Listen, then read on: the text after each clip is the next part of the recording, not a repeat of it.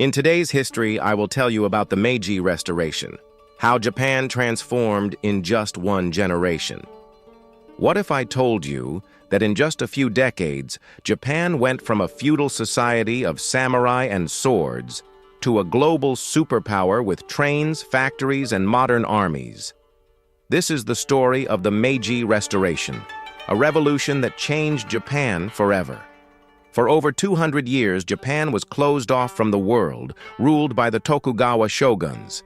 Samurai dominated society, and foreign influence was strictly forbidden. But in 1853, everything changed. A fleet of American warships, led by Commodore Perry, arrived in Japan, demanding the country open its ports to trade. The shogunate had no choice. Japan was forced to sign treaties that heavily favored Western powers. This humiliation created a deep divide in Japan. Some wanted to keep tradition, but others realized that if Japan didn't modernize, it would be colonized like China and India. The conflict erupted into a civil war between those loyal to the shogun and those who supported Emperor Meiji.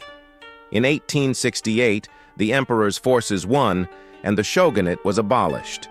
Now, the real transformation began. Japan abolished the samurai class, created a modern army, and introduced universal education. They built railroads, factories, and a Western-style government. Within just a few decades, Japan was no longer a medieval society. It had become an industrial powerhouse. By 1905, Japan shocked the world when it defeated Russia in the Russo-Japanese War, proving it was now one of the world's strongest nations. The Meiji Restoration was more than just a political change. It was a complete reinvention of Japan, turning it into a global power in record time. The question is, could any other country in history have modernized this fast? What do you think?